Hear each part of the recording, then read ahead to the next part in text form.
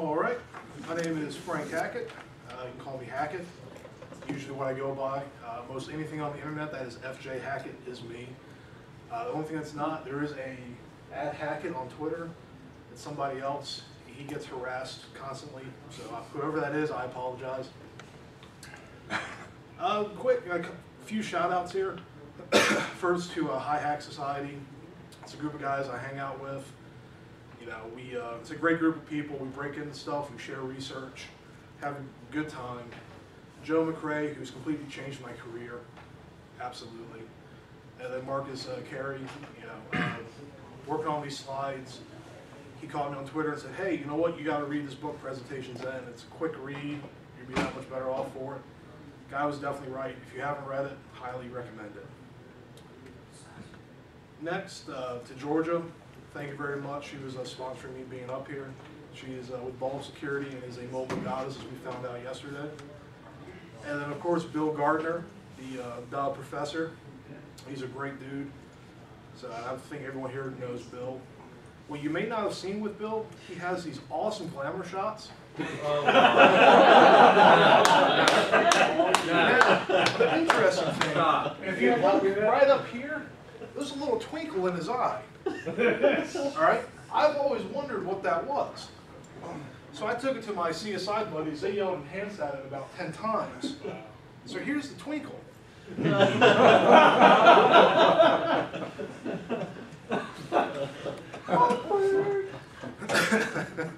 Sorry, Bill.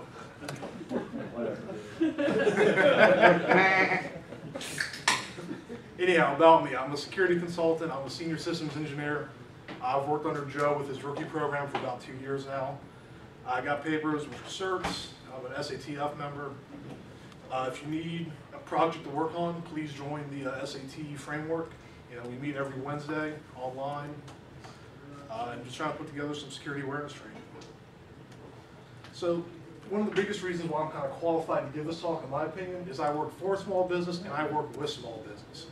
When I say with, I probably have 200 customers or so in the Washington, D.C. metropolitan area that all fall into the small business realm. Approaching small businesses with security is hard. You know, the Hartford did a nice little article here, and I love this quote. You know, believe they're not at risk, where in fact they're being targeted. We know they're being targeted, but it's conveying that message to the business owners, the CEOs, the CTOs, that, hey, look, you've got to start thinking about this, and many of them just don't. So when I go to talk to them, you know, about, hey, what do you guys do for security? I get these usual things back. First being, no one wants my data. Has any hacker ever said, you know what, I see it, I just don't want it? Anyone in this room ever been on a pen test and said, I don't want that data, I'll leave it be? Robot stop text on our league side. All right, so there is one exception. Second thing I hear all the time, they don't have anything worth stealing. Well, yeah, you've got information, I can guarantee you, someone out there wants it except maybe that robots.txt file. The last thing I hear, and this drives me crazy the most, we don't have time to worry about it. Well, if you don't have time to worry about it, I can promise you someone else is taking care of that problem for you. You're getting a free pen test from China, from Iran, from somewhere. Someone's looking at your network, looking at your data. There's a great book that I feel kind of illustrates this. If you haven't read this book, you definitely should. Kingpin. You know, Max, pretty much, when he started, he was stealing credit cards from a small pizza place. You know, he wasn't going after the Fortune 50s, Fortune 500s. He was going after small business. Likewise, we have Fox News here ran an article.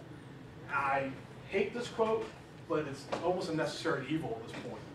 You know, it's where we have that mentality of expect breach.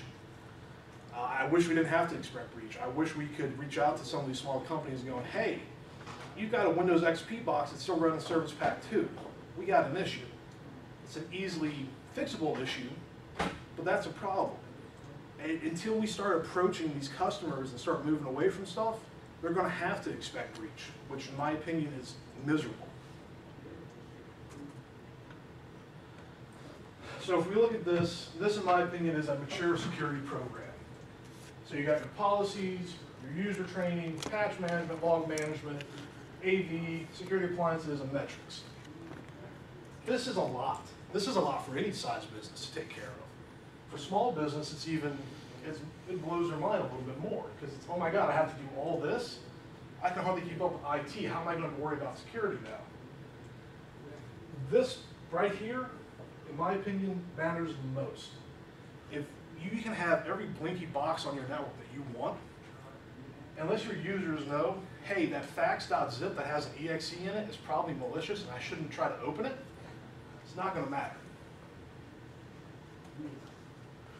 So we take that model, we start breaking it down for small business. So very top, policies and procedures. Anything we do, we have to have in writing. We have to have a reason for it. User awareness training. Anything's better than nothing. You've got to have something. Patch management. Duh. If you're not patching, you're already going to lose this game. Log management. I think log management is honestly the hardest thing for any size business. Next to impossible for small business, but there is a few things we can do. Antivirus and HIDs. We're not really going to hit HIDs on the small business side, but we're definitely going to have AV. You know, you can run free AV at this point with Microsoft. Security appliances, bare minimum, have a security appliance. Have a real firewall. Don't have Linksys, don't have a Netgear or D-Link. You know, if you would use it at your house, it's not meant for your business, bottom line. And lastly, metrics on the small business side, it's not going to happen. A couple things we can try to do, but when you're trying to see, well, I've done A, B, and C, how is that going to affect my business now? It's really hard to measure that with small business. What is a small business? You guys can read this if you want. I don't agree with any of this. This is from Wikipedia. You know, if you've got 500 employees, in my mind, you're not a small business anymore. Apparently, you're still considered a small business, but that's not who I'm trying to, not who I've geared this talk to, not who I want to speak to. This is what I consider small business. You know, 10 to 50 employees. The employees wear many hats. You may have your receptionist that also does accounting. You know, they trade off, they switch just like that. Revenue is usually 1 to 5 million, somewhere in that ballpark. They do not have a full-time IT staff, and they do not have a full-time security staff. So then these challenges become even more diverse in how they have to be approached for small business. Some of the types of businesses we're talking about that we all interact with on a daily basis. You know, medical, lawyers, financial, your different boutique shops. We've got a florist in Vienna that is cutthroat. And there's many others. As I've come to find out, some law enforcement falls into this as well. Which I didn't know that. It kind of blows my mind a little bit, but it's out there. And again, these are all, I would say in that list, all of us interact with those type of businesses on a daily basis. They make a significant impact on our lives. And like, I know my medical office, I know they're a small business, but I know they've got data about me that I don't want to get out there. So just a typical network layout for a small business. And not for nothing, given the sheer size, it's not that different from a big corporation. I mean, we've got the internet, we've got a router, firewall, switch, server, PCs, wireless, and then a wireless laptop. That's how a business network looks these days. You may have 50 VLANs if your IT guy hates his life. But, I mean, typically, that's what you're going to see. In small business, you're going to see a flat, you know, /24. So let's start breaking down what we can do for those different models of that triangle. So policies and procedures.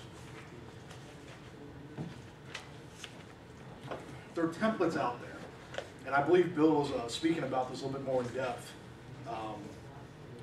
There's places you can find pre-written templates where you can copy and replace, you know, company name to your name. Hey, now you've got your policy. Look at SANS, the California government of all places. You know, the governor wants you to have a security program, believe it or not. And always go to Google. You know, you can follow that bit.ly. It's going to take you to a let me Google that for you, show you how to use Google to find this stuff. So policy and procedures again. What should we have? I think at a bare minimum, these are the policies that should be in place for any kind of business. your AUP, you know, what can we do on the network, what can't we do on the network? You know, if you haven't said, hey, you can't check, I don't know, college football scores, you can't go to ESPN, you can't fire a guy for that necessarily. You've got to have it in writing. You know, have a computer security policy in place where you're defining, you know, your password strength, you know, requires complexity, expires every 90 days, that type of thing. If you need compliance, you know, HIPAA, ISO, whatever we're up against, you've got to have that in writing as well. Lastly, data classification. This does not happen with small business and it drives me up the wall. Typically, this is what I see, like, you know, when I get with small business with data classification. Owner can see everything, no one can see the owner's stuff. So what happens? The owner gets in a car accident, the owner gets sick, now no one's getting paid, now bills aren't getting paid. That's a problem, that's an issue. You know, this is my suggestion for doing stuff the right way for data classification. Public, corporate, sensitive, private. You lay it out in groups who has access to what.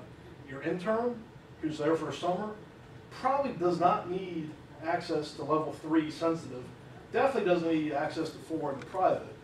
He or she may only need, you know, level 1, that public available information. So we look at some different resources for user training. You know, InfraGuard, hey, this is a free class if you've got less than 25 employees. You can sign up, you can do it, you can benefit from it. Again, the Security Awareness Training Framework is up there as well. It's a great resource if you're looking to build your own program. And again, Google. Google has the answer for everything out there. You know, if you can use it, you'll be that much better off. And lastly, last slide for user awareness training, some topics that you've got to hit, especially on the small business side, because this is what they're up against. They're not worried, you know, so much about, you know, the maintenance man comes in and plugs something in. It's, you know, they get phished. They get social engineered with phone calls. Big thing that I found is just teaching them about passwords. You know, hey, using password for a password is bad. This is why it's bad. You know, using password 123, that's a little bit better. Explain to them, you know, give them management solutions. You know, show them LastPass, show them KeePass. Explain the problem with, you know, reusing passwords or using weak passwords. You know, let them see what's out there and just educate them about it, and it will make a difference. The other thing too, once you teach them about their passwords, when you take a small business I had one guy who told me, I've used the same password since 1983, and it's never been broken. Well, you're wrong, number one. Number two, I think that's kind of dumb. And number three, we have a policy now that says you can't do this. So now your password's going to change every 90 days, regardless of whether you've used the same one since '83 or not.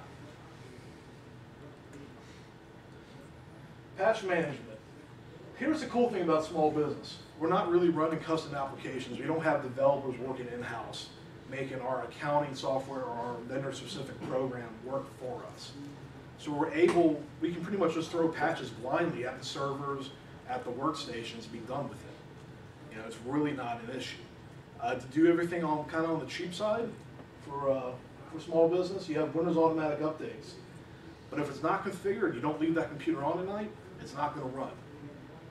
WSUS, I personally do not like WSUS. I think it's a bear to manage. It's decently easy to set up, but then the management, keep it going, I think sucks. Yes, Bill? I think you're going to address my problem in the next section about third party. Yes. Basically, you do patch management and then you what's the word I'm looking for? You double check your patch management. Well, your patch management, in my opinion, you need to have two sections. You got to have OS patch management and you got to have third party. And Bill said we'll cover the third party next. Well, even SUS, if it's misconfigured, you assume that it's working. It's on not. most of the networks I've been on, it's not working. Yeah, exactly. It may work for some GPOs, it may not work for other GPOs because somebody misconfigured it. So. Well, I mean, it's not hard. I don't think it's hard to set up. I think it's hard to manage and hard to keep going. And for whatever reason, I've seen the database for WSUS just break on more occasions than I care to mention. The other thing to consider is your third-party management. Quick recommendation for that is use, you have your IT vendor come in and they most likely have some kind of RMM solution. I'm just suggesting LabTech. It's something that I've used that works extremely well. Have you seen, I mean, I deal with a medical office in Fort Wayne that they have for all of their workstations, their IT director has asked them to install Secunia just to solve a lot of this problem. We tried using Secunia or a solution like that. Not really. LabTech, which I have used, takes care of OS and takes care of third party. It does everything all at once, and it's on the cost scale of it. If you're working through an MSP provider, it's not that expensive. Yes, sir. I would also say there are many different solutions to do third-party patching. Yeah, well, there's a ton of OS solutions to do level. patching in general, and this is just real quick and dirty. You know, again, this is all aimed at the small business side of things.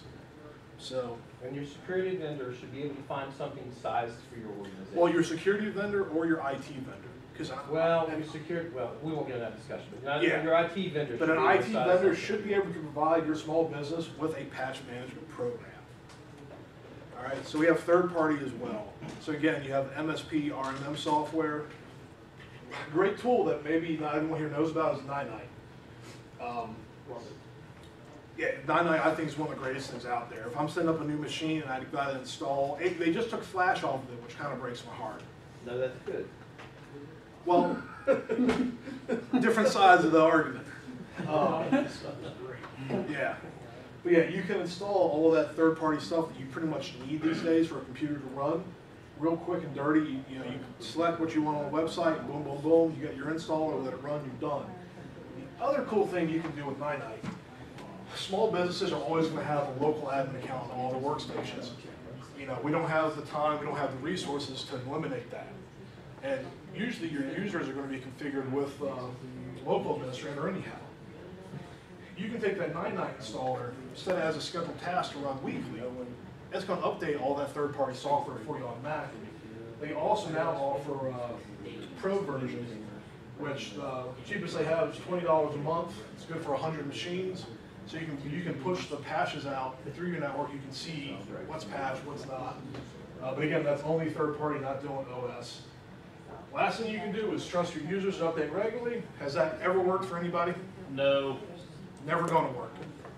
I've been told that one. You know, Sally just updates when she needs to. Sally's pwned. She just doesn't know. This is Nine if you've never seen it. And you can see skipped, install version is never skipped, up to date. So this will install or update the software as it's out. I absolutely love this website. Log management. Again, this is hard regardless of your business size, but especially for small business, I think this is not impossible, but it's next to impossible. Especially to do it kind of on a budget. Small business is always on a budget. So we have our good friends at Alien Vault with Awesome. Has anyone ever configured Awesome? I'm configured as awesome. Did you like it? No. Did it suck? Yes. Yeah. It does suck. You have to fix it. You have to fix everything, right? It's not fun. OffSite, which is also included in Awesome, but I like OffSite kind of on its own. Yeah. Has anyone set up OffSite before? Is it easy or hard? It's very easy. Very Super, super easy. Yeah. Click, click, click, you're done. It's pushed out, you're good to You go. design custom rules to deal with particular issues, you know.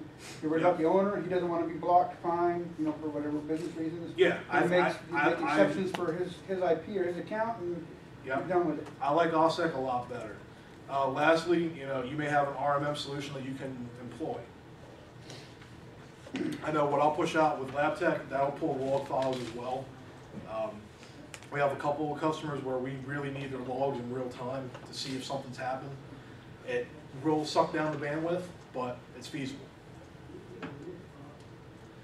Good thing to keep in mind with log management, that needs to be more of a longer term goal. It's not going to happen at first. That's a big mountain to climb, you know. But then again, something's always better than nothing. So if you look at the average buffer on a firewall, let's think of a Sonic Wall or a WatchGuard, that's what you're going to see in-house. It's next to nothing, right? You know, you may have 30 minutes, if that, on a good day. You know, something's better than nothing though. So configure those firewall logs to dump down, via SMTP, just send them to their own account, let them collect. So if you do have to go back through it, that's going to be tedious and that's going to be a headache, but at least you have it. All right, so antivirus and HIDs. In my opinion, if you have a business, you need to invest in a managed antivirus solution. I put 3 up there. There's only one that I ever use, and that's Semantic Endpoint. I think Trend's pretty miserable, and McAfee, I think is, I don't know, like throwing water on your computer. sorry, McAfee. Security Essentials. I mean, on the pen testing side, I gotta get past Security Essentials, I know I'm in for a bad day because it's a pain. You know, there's things that can go around it, but it's a pain. You pretty much have to choke that process instead of bypassing it. It's free, but it's unmanaged. Then if you're going to go the free route, definitely throw on Malwarebytes too, because it's free and it does a pretty good job. The other thing to remember too, of a small business, on the big, you know, the Fortune 500 corporate side, if we get a machine that's infected, we don't clean it. We just wipe it, image it, push it back out, right? Well, small business, we don't have that advantage. You know, we may have an image, most likely not. Typically, you've got different hardware at every workstation. You know, so we're going to clean it, and the last resort's going to be, well, we've got to format this and wipe it and reinstall. So that's one of the biggest differences, in my opinion. Talking about hardware, and I kind of touched on this already, but you've got to have a real firewall. If it's something that you would use at your house, it should not be in your business. You know, if, well, we can do the port forwarding on that link system and let email traffic through. Yeah, but you can't do anything else. It's a piece of garbage, rip it out. If it costs $50, get it the hell out of your network. It doesn't belong there. You know, and security appliances, they do a lot. They act as a router, as a firewall. Gateway antivirus, your IDS and IPS can all be built in there. You know, an all-in-one solution, it may not be the best, but look, we're on a small business, we're working on a budget. So we're going to spend $400 or $500 on a firewall, and we're going to get these services as an added benefit. Some suggestions on the hardware side, you know, SonicWall, WatchGuard, and Meraki. Meraki's kind of new. Cisco just bought them probably 6 months ago. If you've never seen Meraki, check them out. Their devices are really cool. If you sit in a webinar, they'll send you a free access point, which I think is it's not bad. I have one at my house now. But yeah, they're easy to manage and they're cost effective. You know, you start pushing Cisco solutions out to small business, by the time you get all the licensing for all the features that you need and want, now your price point's way up here. So we've defeated the purpose of trying to help the small business out. Where we throw, and I know when the owner of my company sees this, he's going to laugh because I have SonicWall up there. I don't like SonicWall, but for small business, they're great.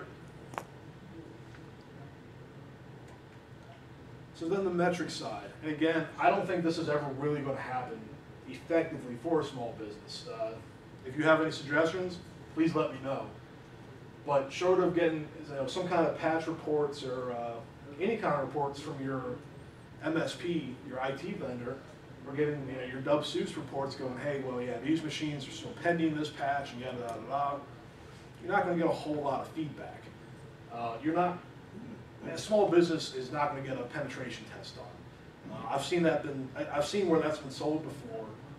It actually happened to one of my customers on the IT side of things. They were given a pen test as a donation of service. And I talked to the security company, I said, awesome, you beat up a little entity. You're a bully, nothing else. You haven't helped them, all you've done is just instill this fear into them. But again, if you have any suggestions for metrics, or realistic metrics on the small business side, please let me know, because I would love to find a good solution for that, because I don't have one. So now if we're looking at building a security program, stuff we're going to do, for the small business, there's going to be steps we got to take. If we try to go from at day 0, and we go, all right, we're going to do all this across the board, we'll be done in 5 days. Not realistic, it's not going to happen. You got to take an audit. You got to identify your problems. You got to find that low-hanging fruit before anything else.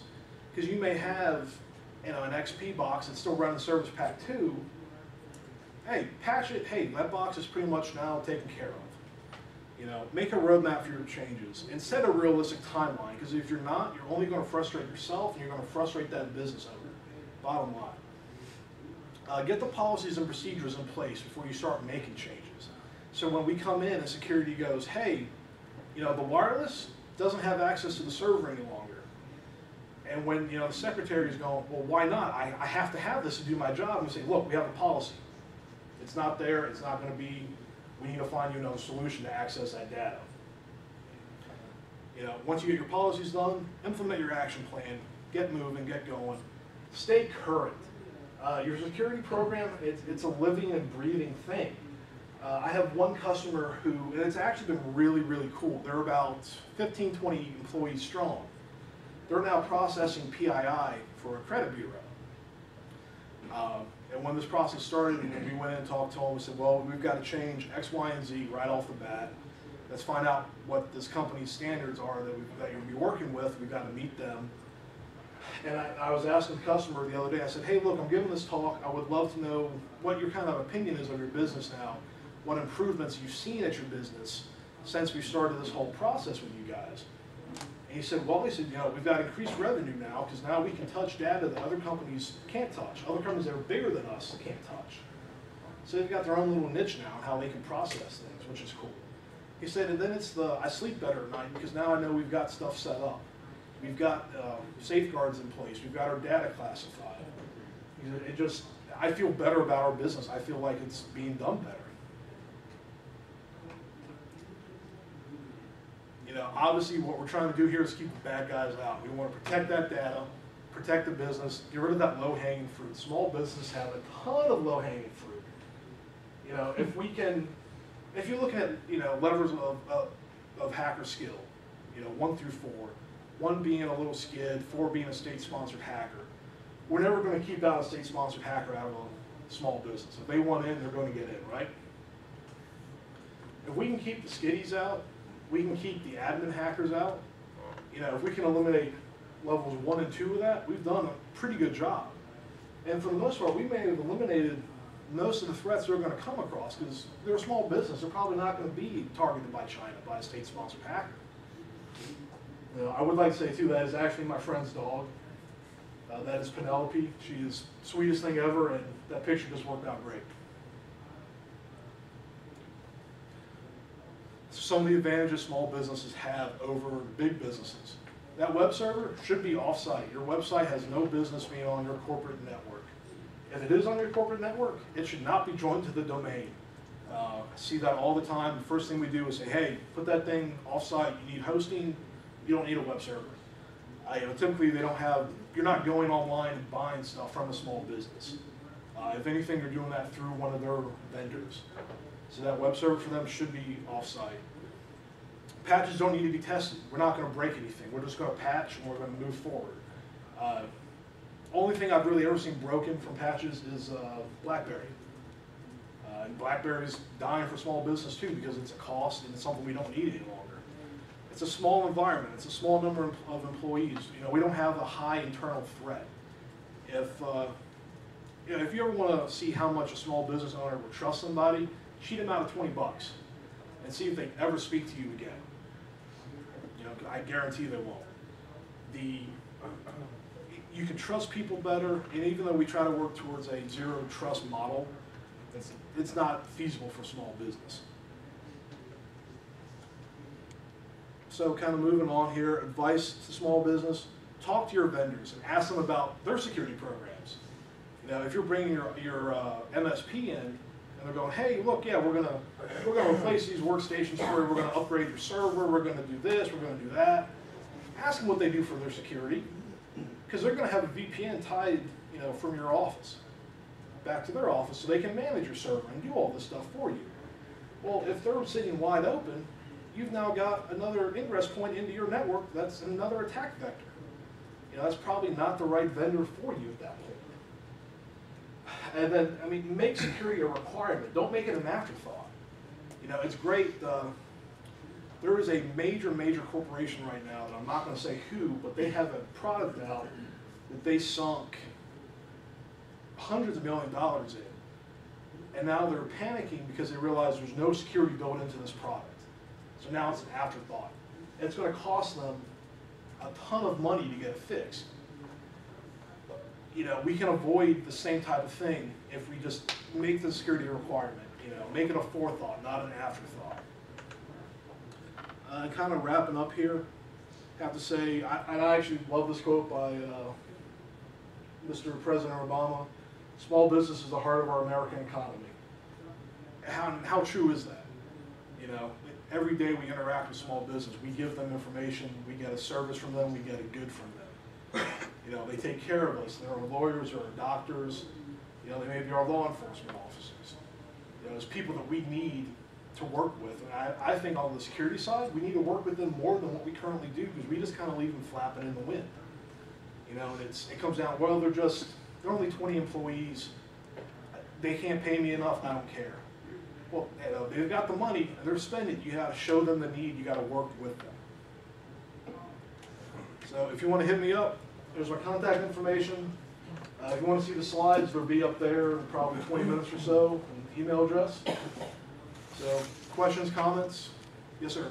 On that internal wireless, we touched on this yesterday, and Bill gave me some advice.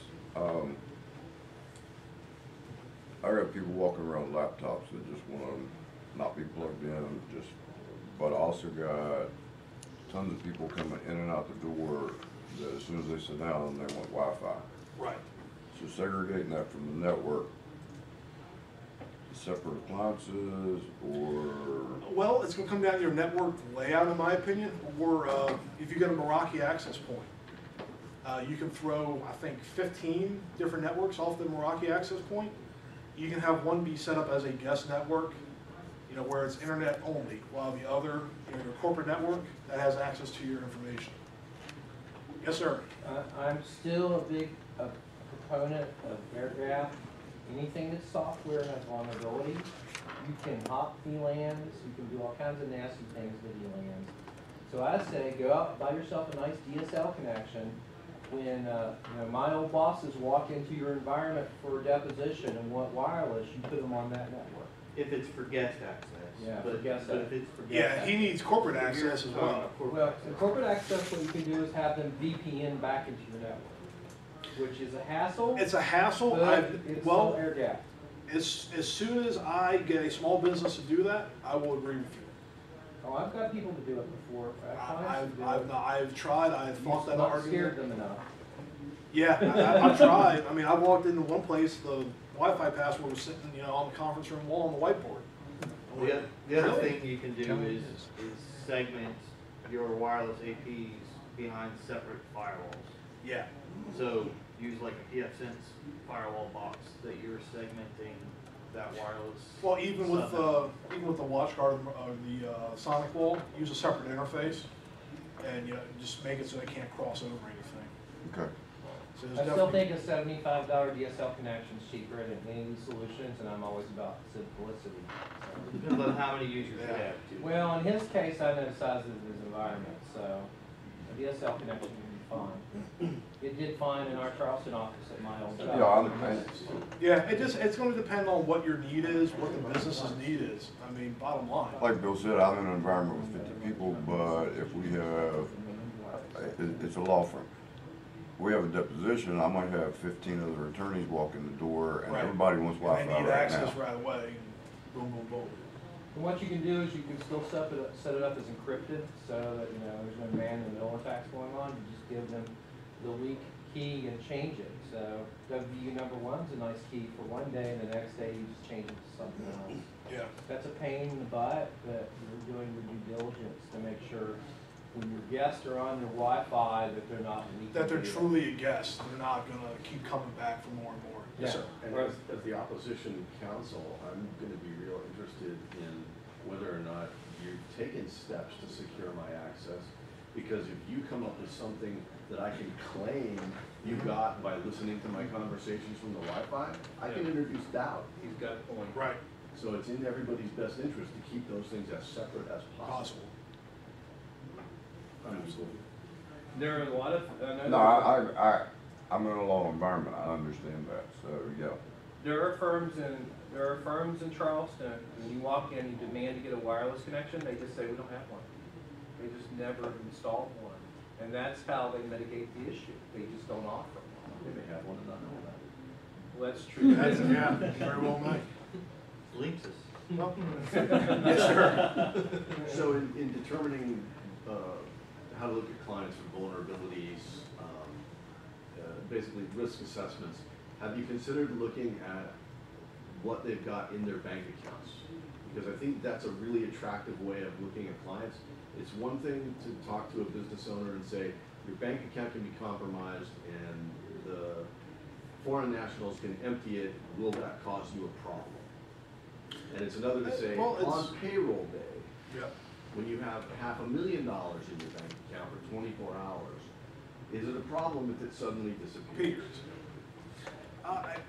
It's been brought up. I always recommend that they do their, like especially payroll, do that on a live CD, or a live USB stick that's non-persistent. That way there's no malware there. We're guaranteed this is a clean image. We can do our banking and then move on. I really do try not to monger too much fear with them. You have to a point, because if you tell them, hey, look, this stuff's scary, but pixie dust and fairy winkles, we're going to be fine. We get through it. It doesn't sell. It doesn't work. And I guess I haven't gone that extreme, but it's been pointed out, going, hey, what if you lost this? What if this was taken from you? What would it cost you to, change your formula or to do whatever? I want to point out, Hackett, that I applaud your approach to dealing with small businesses. I think a lot of people in the security community have ignored them because they thought, well, they don't have the budget to pay me $10,000 to come and do X for them. Yeah. But I'll give you an example with HIPAA. When you're a HIPAA business partner, when you're dealing with an entity, HIPAA requires that those other businesses do be held to some of the same standards.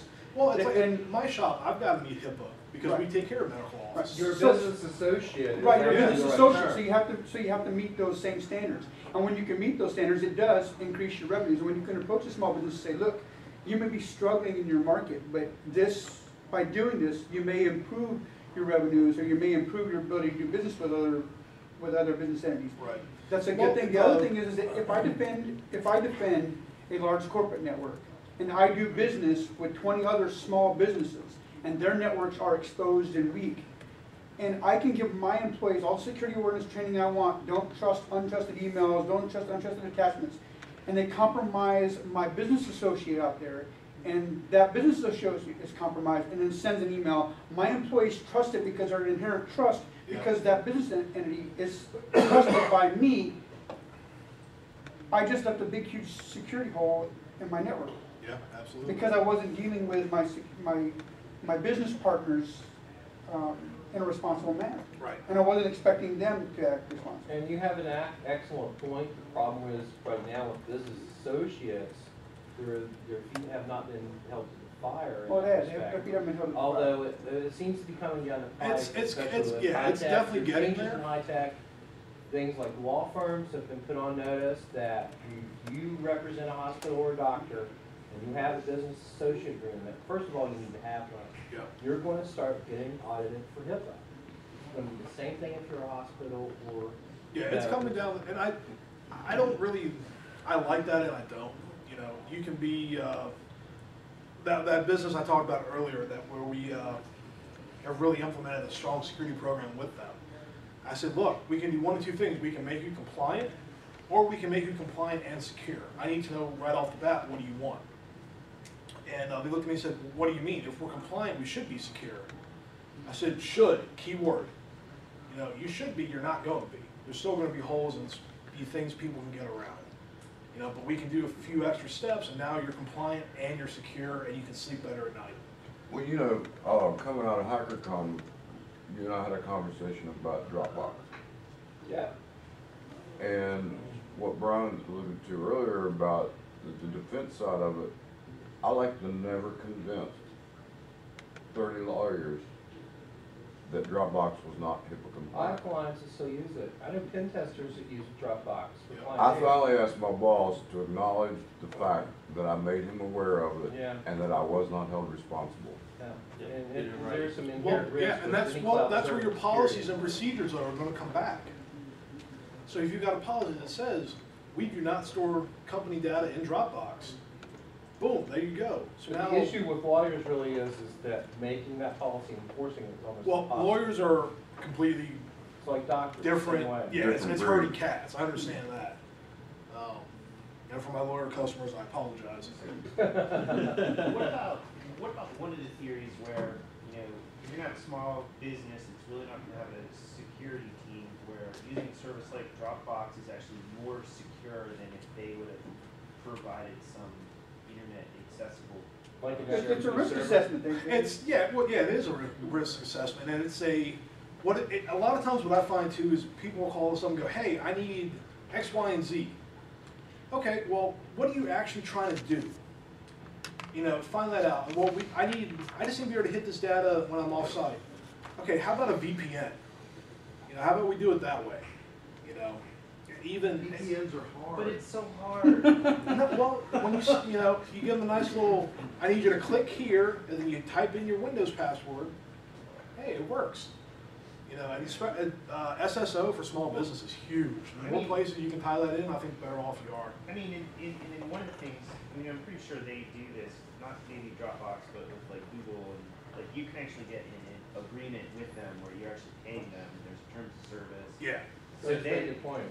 so you can do that. So you can still use the free or the easy to use stuff, but the company actually has a deal with. Yeah, it can Google then or have Dropbox. that added protection. So it's Did I hear you just say SSO is a good security tool?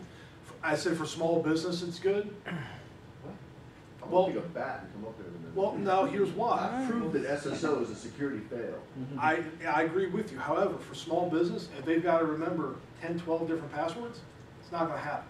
They're gonna have them all written down on Post-it notes. Yeah, written out. it's not going to happen. Which is more secure than having them in a crappy SSO server that's not secure that you can get all the keys from. Well, that leads to another It's question. a risk assessment. It's a give and take. Yes. I know you're a But it's proponent not a of security tool, two-factor. it's a user Yes. tool. How's installing two-factor authentication with your clients gone so far? Like a breeze. Really? The ones I've done it with typically tying in an SSL VPN. So they're using their Windows creds for the first authentication, and Duo Security. It's free for up to 10 users, and then it's past that, it's $3 a month per user. You can get hardware tokens, or you can use software tokens with your phone, your smartphone. It's stupid simple to use. It works like a dream, in my opinion. And Duo, and I've done some research into Duo, and they're a legit company. They're not some fly-by-the-night type deal. You know, we use it at our shop for everything. My guys back at work hate me because they have two-factor everywhere now. I'm just gonna throw this out because last summer when we had our risk assessment from our insurance, which is ALPS, which mainly deals with the legal community, when the guy come in, he has to speak to me, and he asked me what my issues were as far as, because like you want to give that scare talk for internet usage, that might be something that you can look at, whoever their insurance rep is, to make your job a little bit easier and get them to be a little more secure. Yeah, especially with any business, if you're going on a pen test, you're not going to do a red team assessment right off the bat. You know, you've got to gain that trust with them. Small business is the same way. You know, they've got to trust that you're going to take care of their issues, that you're going to guide them in the right direction. They don't have the budget to try to invest, $20,000, $50,000 and have it fail. You know, they've got to invest that and have it work, and they've got to see the return. You know, you've got to have that trust. You've got to build that trust with your customers. And once it's there, they will spend money. With that same customer, they wanted a DLP solution. I said, sure, I know what you need, I know where we can get it, yada, yada, yada. Here's a quote for it. The quote was $25,000. You know, this is a place that has 20 employees, and went, okay, here's your check. Set us up. So they will spend the money when you got that trust with them. So that's it. Thank you very much.